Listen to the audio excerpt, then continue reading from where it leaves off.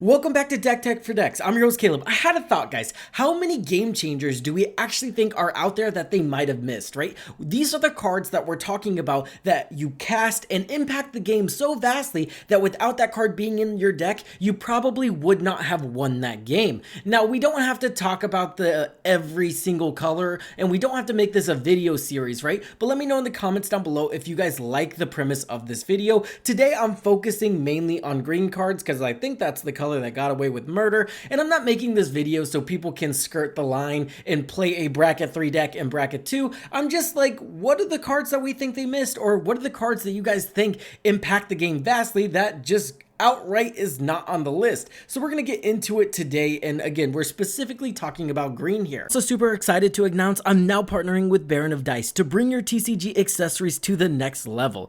These deck boxes are, put simply, just eye-catching. I'm obsessed with the leather exterior on these. It just makes the art look super unique, and that's what you're looking for whenever you're trying to show off your deck. The playmats are also super high quality. They have a non-slip backing along with hand-stitched edges featuring that eye-popping art drawn by legendary artists in the space like Ron Spencer. They're also giving me a 5% discount code for all of you guys in the audience. Again, thank you Baron of Dice for sponsoring this channel. You can also click on the link in the description down below. You'll get a free $15 and you guys can get 10% off all of your Tolarian Library proxies. The first card I want to talk about is Nyxbloom Ancient. This is a 7 CMC enchantment creature that has trample, and if you tap a permanent for mana, it produces 3 times that permanent instead. So all of those signets in your deck, tap one of them for mana and it produces 6 mana. All of your lands produce 3 mana. And let's be honest, no one is ever casting this guy for 7 mana, and even if we do, that's not going to be hard to have 2 lands untapped afterwards and still generate a lot of mana, making it kind of net neutral half the time, right? If you have 2 lands untapped after you cast this guy, you still have the ability to add 6 mana to your mana pool with those 2 untapped lands. So he can kind of be a mana positive creature if you have enough mana on the battlefield. But let's be honest, half the time we're just casting Reanimate for 1 mana and then boom, all of our mana is tripled. This can be not infinite sometimes, but kind of just an arbitrary number, right? I don't have infinite mana, but I have 100 plus mana because of my board state, and I can now cast whatever I want.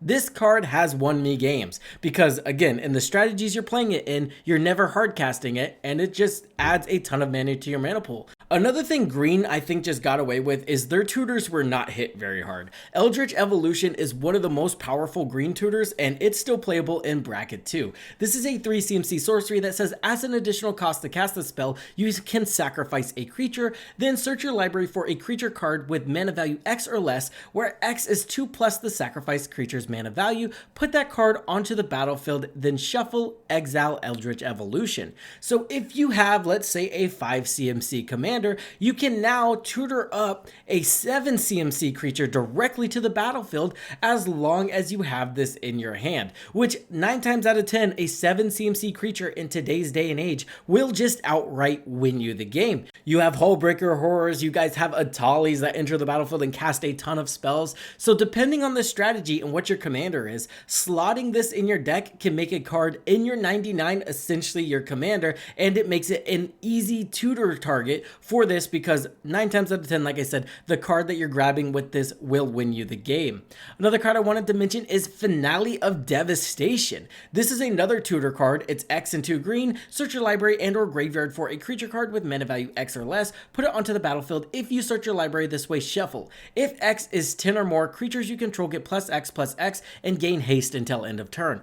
What's notable here is the haste, right? The fact that this gives a green deck access to haste while tutoring up the best creature in your deck, sometimes even Craterhoof Behemoth, means that this card is absolutely busted, right? Craterhoof enters the battlefield, gives everything trample, gives them plus a ton, and then this is also giving everything plus 10. You are just winning the game there. I have never resolved this spell where it's been 10 plus and not won the game, and you guys can argue, okay, once you cast this for 12 mana, you should definitely win the game, and I agree with you, but it still does make a game changer, right? If you have a deck that can consistently generate 10 mana, easily slot this in there, and now every time you draw this card, you just win the game. And again, yeah, I'm curious to hear your guys' thoughts on this. Have you guys ever resolved this spell for above 10 and not won the game? And is it even hard to generate 10 mana anymore in mono green or just green decks in general, which I also argue is getting easier and easier with things like, I don't know, Nyx Bloom Ancient, all right? But anyway, let me know your opinions on this card in the comment section down below as well.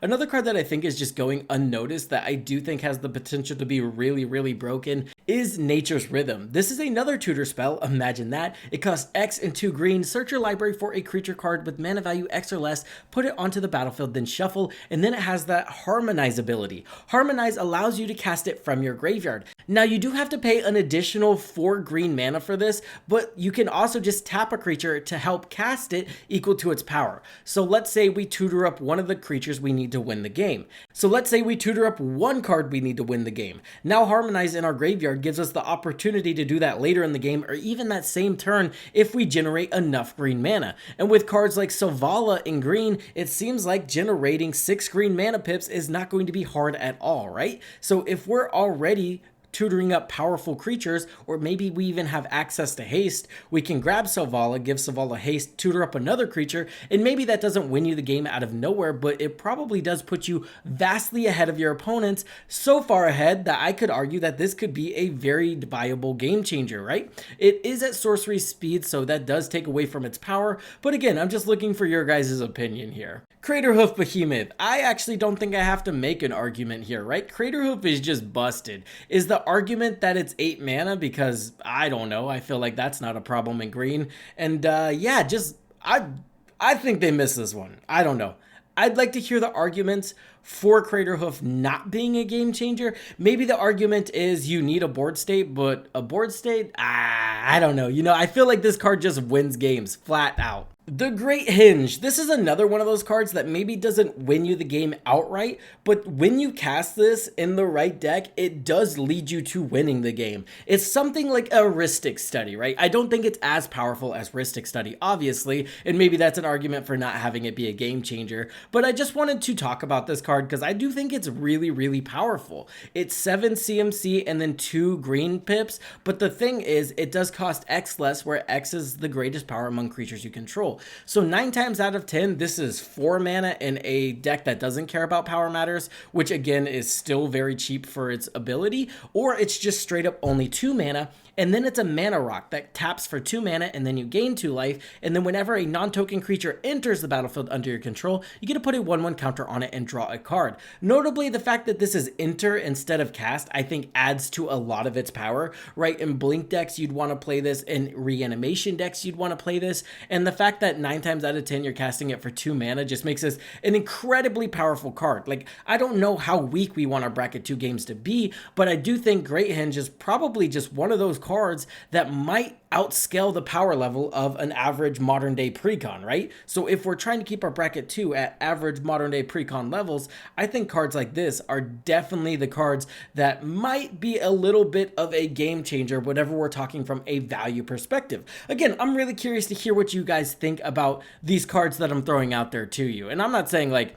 we need to put these on the game changers list. I'm just wondering what your guys' thoughts are about a game changer being something that gives you consistent value versus something that wins you the game instantly. I'll leave you guys with this. Are we on board with 6 being the Underworld Breach of mono green or just green in general? This card just wins me games. I just find myself putting this card on the battlefield, having a couple lands in hand, and being able to piece a win together. Now, you do need a specific strategy of mill, and maybe that keeps it from being a game changer, but also I've just kind of noticed if you just put a small 6 package in a deck, you can just lead yourself to winning the game whenever you're utilizing this card. You just need something like a Ruthless Technomancer to generate mana, then you need a Sack Outlet, and then you just need something to draw you cards like a Greater Good. And I don't think that's a hard ask, especially when you're building in this specific strategy. Again, I don't think this card needs to go on the Games Changers list, but I'm just asking your guys' opinion on 6. I'm enjoying it in my decks, and it feels broken, and sometimes in the right deck,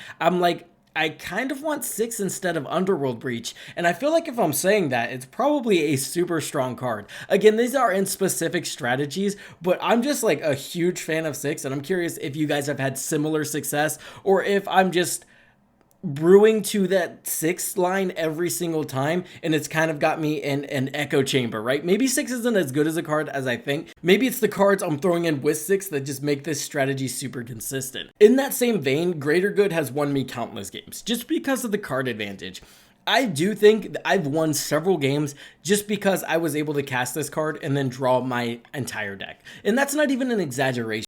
Again, we don't have to make this a series by any means, but I was just noticing there's just a lot of cards that I feel guilty playing in bracket 2. So I just wanted to talk about those cards, get your guys' opinion. Maybe I'm totally off base and you guys are like, nah, all of this is completely fine and just throw those in your bracket 2 decks. But honestly, I'm looking at these and I don't feel right playing Finale of Devastation against Precons, right? Same with Nature's Rhythm and same with even Nyxbloom Ancient. So I'm just reaching out to my community here, get some feedback, and maybe you'll see my deck list change judging on what we include or what we decide.